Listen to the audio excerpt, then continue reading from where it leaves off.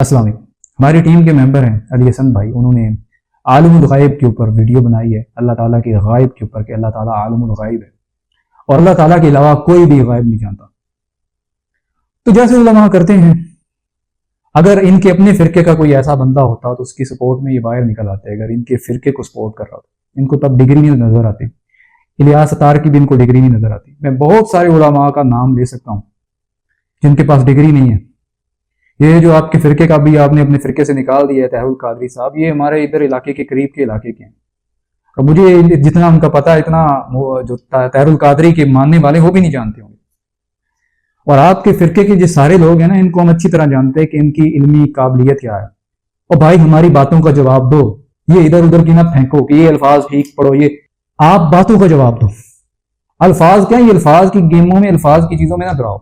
الفاظ آپ کو کون سے آتے ہیں؟ ہم بہت سے الفاظ بول سکتے ہیں جو ہماری فیلڈ آپ کو نہیں آئیں.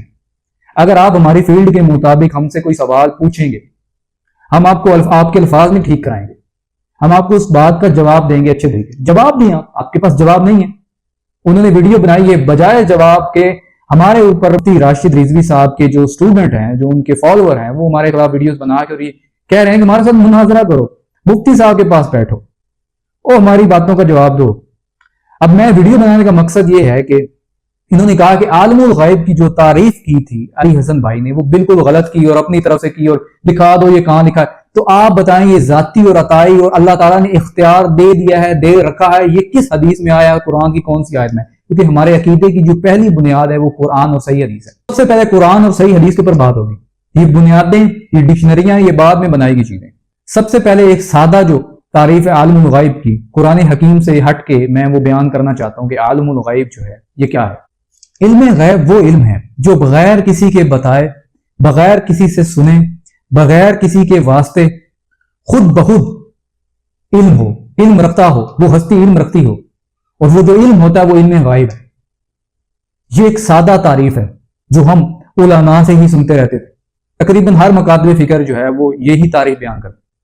اور جو علی حسن بھائی نے تعریف بیان کی، وہ علی حسن بھائی نے کسی عالم سے نہیں سنی. وہ اس پوری کائنات کے خالق و مالک کی تعریف تھی. اور وہ تعریف سورہ انعام کی آیت نمبر 59 میں وَعِندَهُ مَفَاتِحُ الْغَيْبِ لَا يَعْلَمُهَا إِلَّا هُوَ، غیب کے تمام کا تمام جو علم ہے، خزانہ ہے، اس کو جانتا ہے. اس کی جو کنجیاں ہیں وہ صرف اگر ہیں تو خالق کائنات کے پاس ہیں اور کسی کے پاس ہیں. اور آگے آتا ہے آیت میں وَيَعْلَمُ مَا فِي الْبَرِّ وَالْبَحْرِ، جو کچھ خشکی میں ہے، جو کچھ دریاؤں میں ہے، وہ سب اللہ جانتا ہے. وَمَا تَسْقُطُ مِنْ وَرَاقٍ إِلَّا يَعْلَمُهَا، کوئی پتا نہیں گرتا، کوئی پتا نہیں گرتا مگر اس کے علم میں ہوتا ہے. وَلَا حَبَّةٍ فِي ظُلُمَاتِ الْأَرْضِ وَلَا رَطْبٍ وَلَا يَابِسٍ إِلَّا فِي كِتَابٍ مُبِينٍ، اور جو کچھ زمین کے تاریخ حصوں میں مخفی ہے، جو تر ہے، جو خشک ہے، سب کچھ لکھا ہوا ہے کتاب مبین کے اندر، سب کچھ درد ہے. یہ تعریف ہے عالم الغیب کی.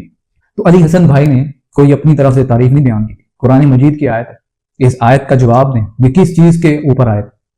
تو بر اور بحر، خشکی اور دریا اور زمین کے حصوں میں جو کچھ ہے، جو کچھ آسمانوں میں ہے، جو کچھ زمین میں ہے، جیسے سورہ طٰہٰ میں آتا ہے لَهُ مَا فِي السَّمَاوَاتِ وَمَا فِي الْأَرْضِ وَمَا بَيْنَهُمَا وَمَا تَحْتَ الثَّرَىٰ، کہ جو کچھ آسمانوں میں ہے، جو کچھ زمین میں ہے، جو کچھ بلندیوں میں ہے، جو کچھ درمیان ہے، ہر چیز کا علم بغیر کسی کے بتائے، بغیر کسی سے سنے.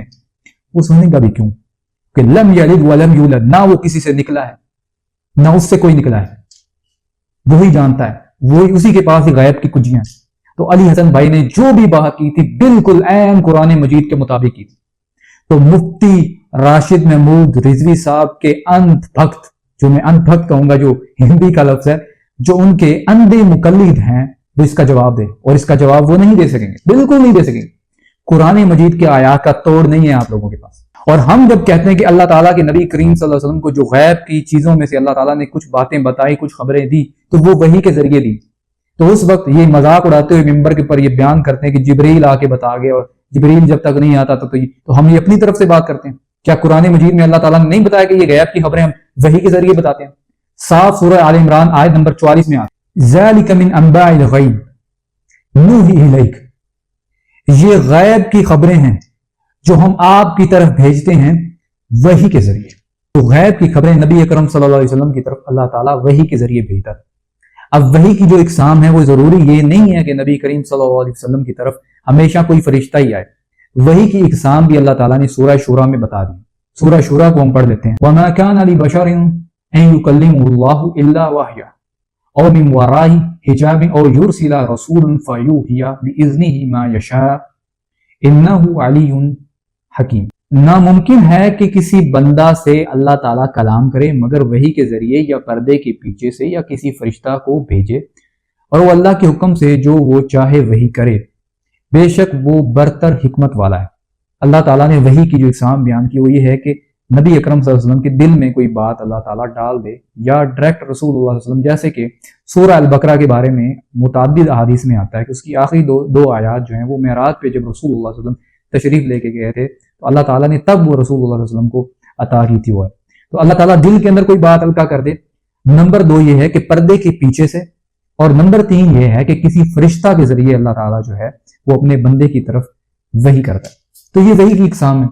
تو وحی کے ذریعے اللہ تعالیٰ نے صاف سورہ آل عمران میں کہا کہ غیب کی خبریں جو ہے ذالک من انباء الغیب نوحی الیک، کہ ہم غیب جو ہے، غیب کی خبریں جو نبی کریم صلی اللہ علیہ وسلم کو دیتے ہیں وہ وحی کے ذریعے کرتے ہیں، وحی کے ذریعے دیتے ہیں۔